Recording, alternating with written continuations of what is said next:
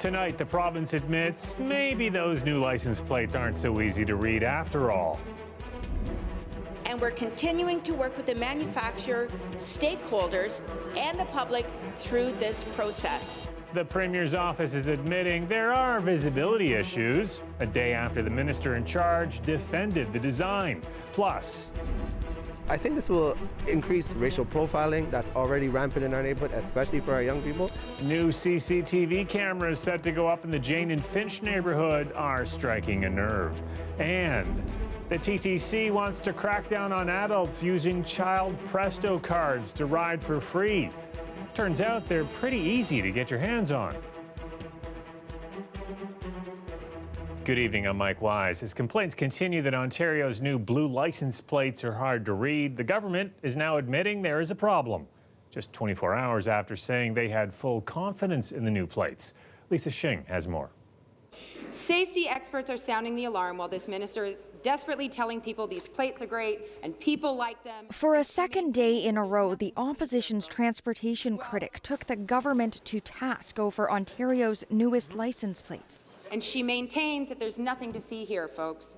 Well, she's partially right. These jabs, after several photos and videos posted online, show they can't be read in the dark. Look, you can read that one, but what the is that? The province has come under fire for defending the plates. We look forward to having Ontarians embrace the plates because the testing has proven they work. Minister. Today, it blamed the company that makes them. The new Ontario license plates were designed in partnership with 3M.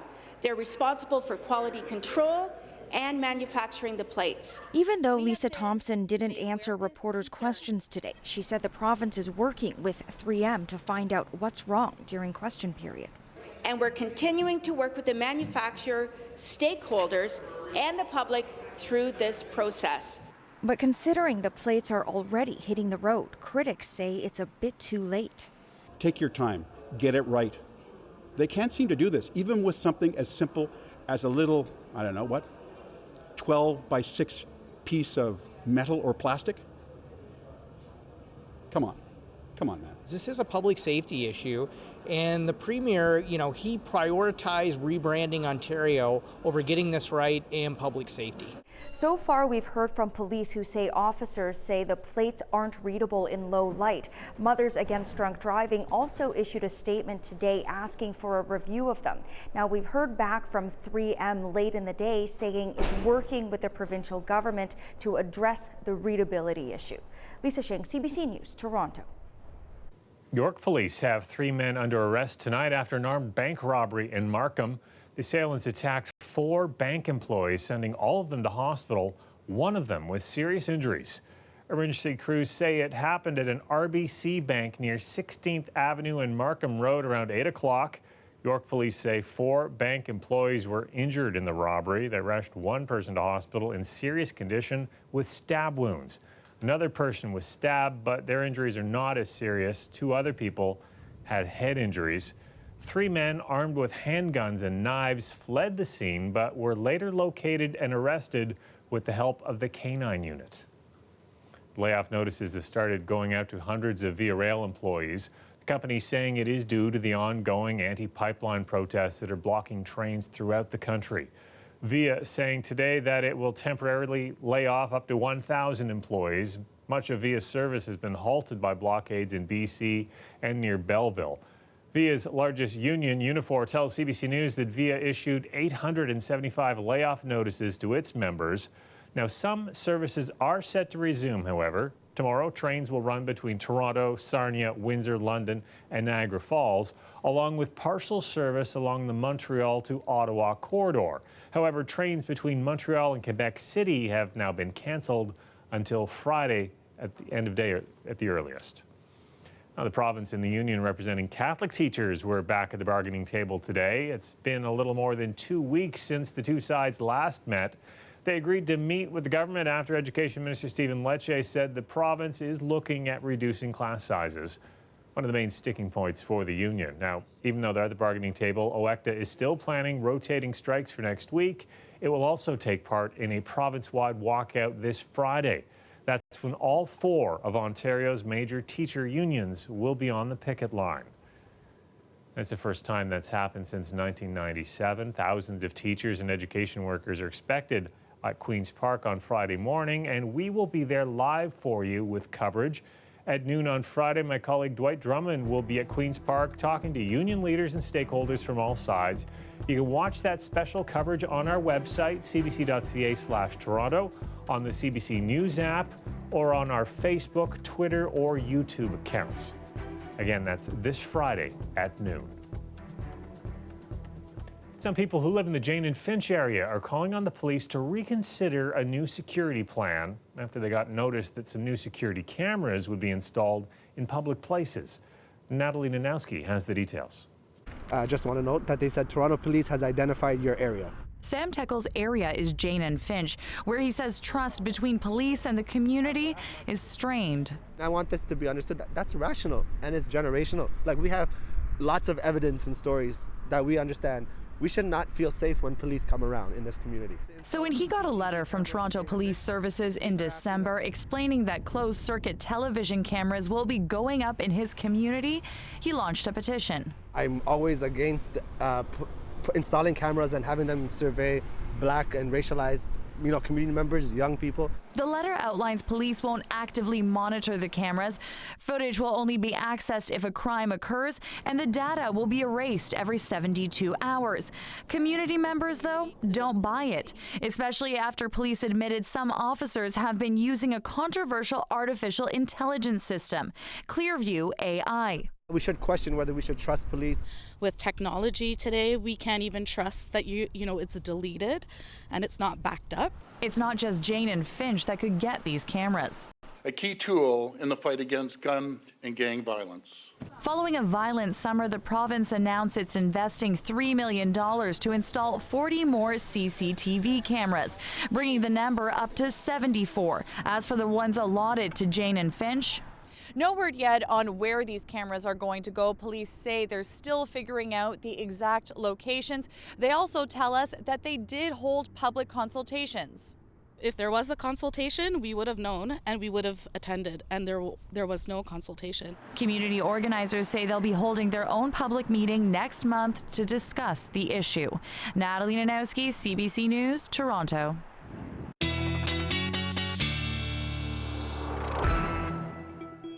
Nick Cernkovich is here with his first look at the forecast. And Nick, a warning of some potential snow squalls tomorrow. Yeah, snow squall watches and warnings in effect north of the GTA. That'll affect driving conditions, especially in areas around Lake Huron, Georgian Bay. But some of these will actually shift further south. So we won't see snow squalls per se, but we will see flurries in areas across, especially the north end of the GTA. They start to sort of peter out by tomorrow in the morning and into the afternoon. And then as the winds shift, we lose the snow squalls, but we've got some cold weather in the forecast. Minus 10 degrees tonight, feels like minus 16 with a few flurries. Tomorrow morning, that's what it's going to be like. And then tomorrow afternoon, highs to minus 5, wind chill of minus 10. However, in the long-range forecast, we've got some nice warm weather for the weekend. Full details coming up in a bit. Okay, thanks, Nick. You bet. A forensic pathologist testified today that Tess Ritchie was strangled to death. Ritchie's body was found near Church in Wellesley back in November of 2017. Kaylin Schlater is on trial for first-degree murder in connection with her death. Today, the trial heard from forensic pathologist Dr. Kona Williams. Williams testified that Ritchie had injuries indicating she died from neck compression. She said there were no obvious marks from a rope or fingerprints, raising the possibility that whatever was applied to Ritchie's neck was soft in nature. Kaylin Schlater has pleaded not guilty to first-degree murder. The TTC says it is looking at scrapping its Child Presto card. It's an option, it says, could help fight fare evasion. Now, a big part of the problem, the sale of Child Presto cards on sites like Facebook and Craigslist. As Farah Morali found out, it's easy to find and purchase them. That double beep is the sound of a child's Presto card scanning, where no fare is charged. That single beep, the sound of an adult Presto card. Those sounds pretty much the only difference between the identical looking cards. And part of the reason why $12.4 million was lost last year through misuse of child rides. People are now getting bold selling kids' cards online. It doesn't take much to find a child Presto card for sale online. We did just a quick search on sites like Facebook and Craigslist and found nearly 10 ads for what are clearly child Presto cards. In fact, some are as cheap as $50. The ads don't try to hide the fact they're children's cards. Here's one ad that says, selling child Presto cards, unlimited taps. Another is more explicit, saying, get on any TTC for free with this Presto card. Some list expiry dates that show the card can be used for free rides for years. We actually found people selling children's Presto cards online. Outside of Dundas Station, where a recent report found much of the card misuse is happening, riders weren't pleased. What do you think about that? I think that's disgusting. I think that everybody should pay what they're supposed to. That's crazy. I think that, like the best thing to do would be like, I don't know, like in some way, like try to track the user like online. No one should do that. Today, the TTC said it reports the online ads to the listing sites, and sometimes they are taken down, but more needs to be done. It's now doing a feasibility study on whether it's worth it to scrap child cards altogether. What's the impact on children if we decide not to hand out cards? Can they still have access to streetcar buses and in the subway stations? Right? We want to make sure that we provide that convenience that's necessary for them without the convenience to those that are fraudulently using child cards as adults. TTC staff are expected to take 30 days and come back with a proposal of how to better tap into the problem of fraudulent child cards. Farah Morali, CBC News, Toronto. Still ahead, Toronto City Council approves a property tax hike for the year. We'll tell you how much more you can expect to pay. Plus, a CBC News exclusive on the price of pot. And so if we look at things like oils, capsules, edibles, we really want to make sure that those are competitive with the illicit market. Why Ontarians are paying more for legal cannabis extracts than the rest of the country. That's coming up after the break.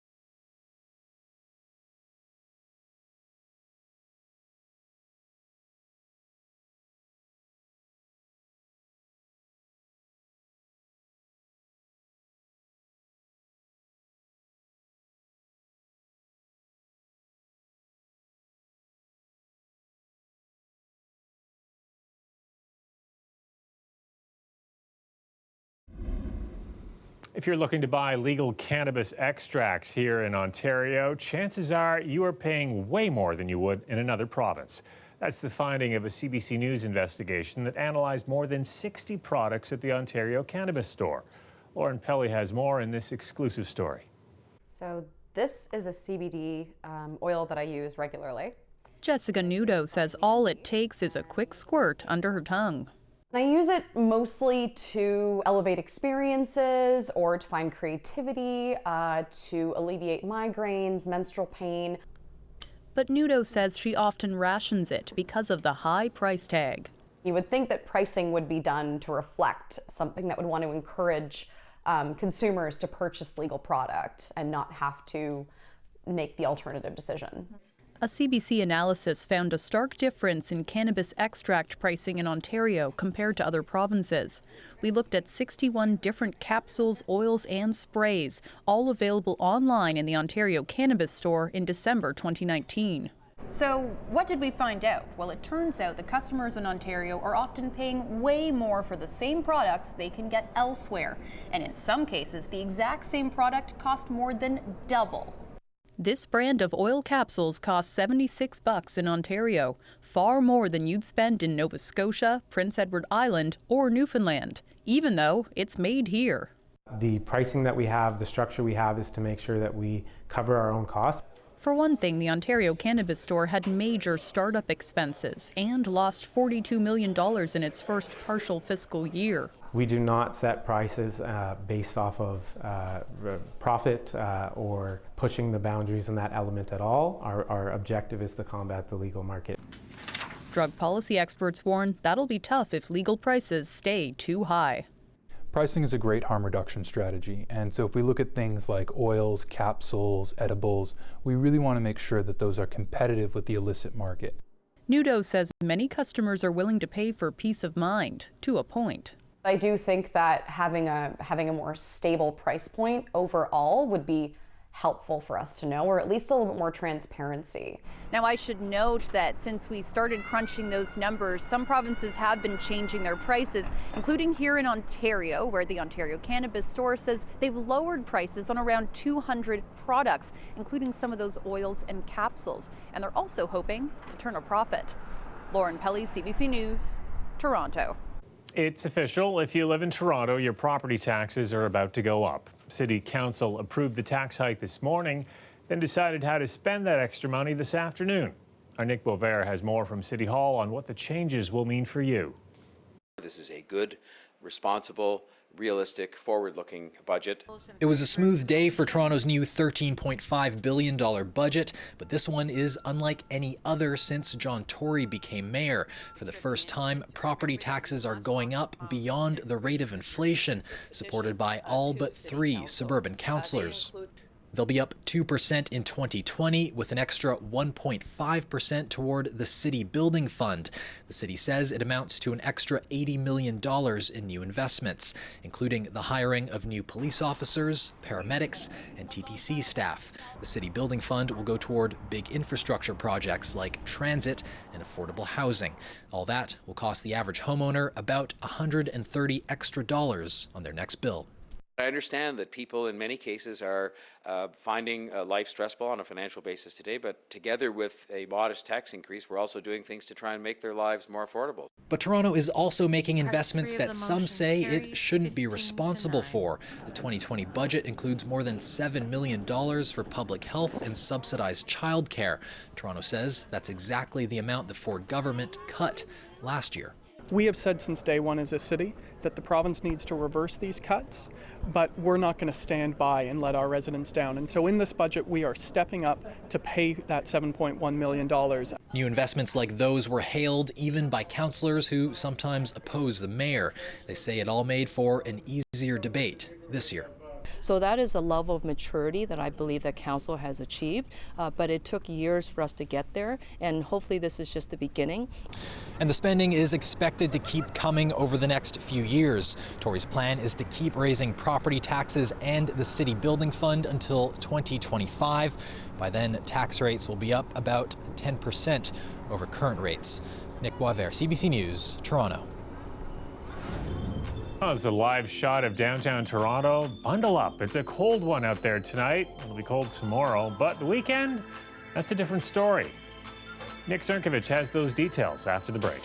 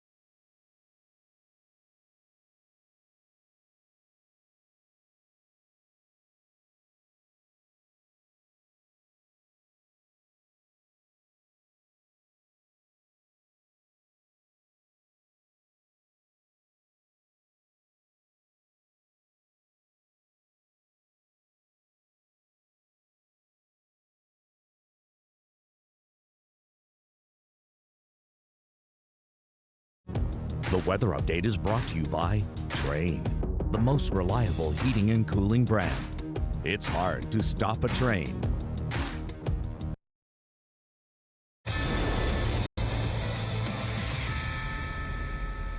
Bianca Andreescu has dropped out of next week's Qatar Total Open in Doha. It's because of a lingering left knee injury. In fact, she hasn't played a competitive match since she got that injury back in October at the WTA Finals in China. And speaking of injuries, the Toronto Maple Leafs will be without forward Andreas Johnsson for the rest of the season. It's all because of this collision here last week with teammate Kasperi Kapanen. He needed surgery on his right knee today and is expected to miss 6 months of play. The Raptors' Terrence Davis joined with some other Toronto athletes today to help promote an anti-bullying program. He spoke with students at Etobicoke's St. Gregory Catholic School. Regardless of what anyone says, remain the same. Never change. Believe in yourself. Players from the Raptors, Maple Leafs, Toronto FC, and Argonauts joined him to help launch Huddle Up. It's an annual bullying prevention program.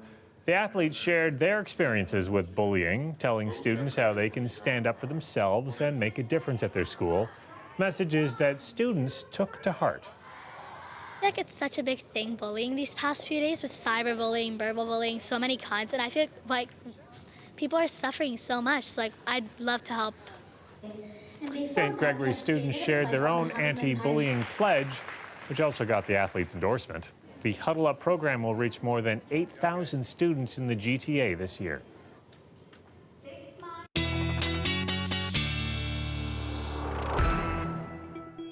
Nick is back with his extended forecast, and we're going to start feeling the cold again tomorrow.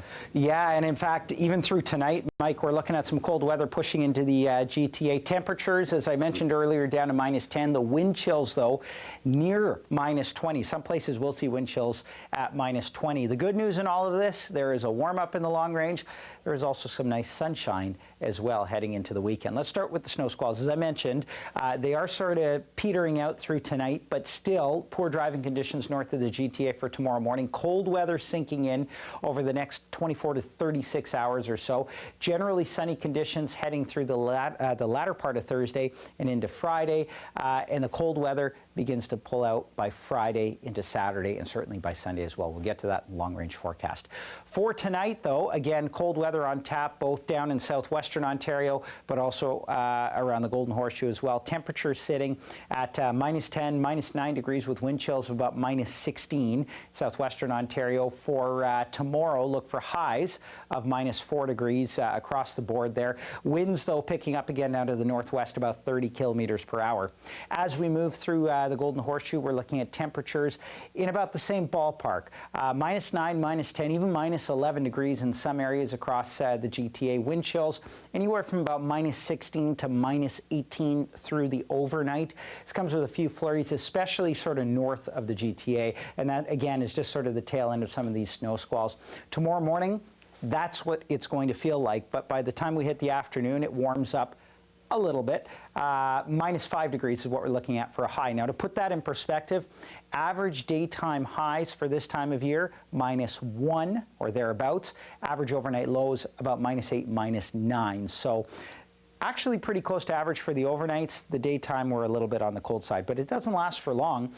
Friday, 0 degrees and sunshine, a mix of sun and cloud on Saturday. Sunday looks to be the nicest day at 6 degrees. Now, mind you, this could actually be a little bit warmer than that, but I've kept it at 6 for now. And then heading into Monday, temperatures drop a little bit. We're looking at mostly a rain event, or showers anyway. We could see a little bit of wet snow mixed in there as well for Monday. However, we'll deal with that next week. Let's enjoy Sunday first. Thanks, Nick.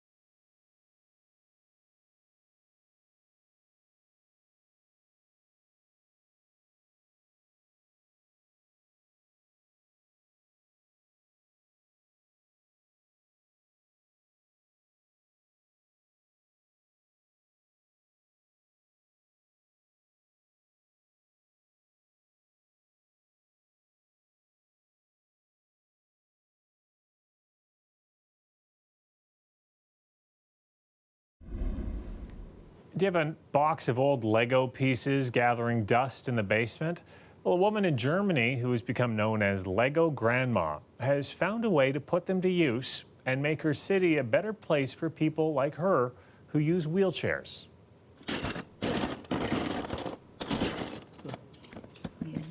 62-year-old Rita Abel and her husband make wheelchair ramps out of Lego bricks. Each custom-built ramp is handmade and requires hundreds of pieces, and of course they're glued in place. The couple dedicates their spare time to the effort and often invest 2 or 3 hours a day to building the ramps. So far they've completed 12 of them. Rita says beyond being very functional, the colorful ramps are a great way to raise awareness about accessibility issues.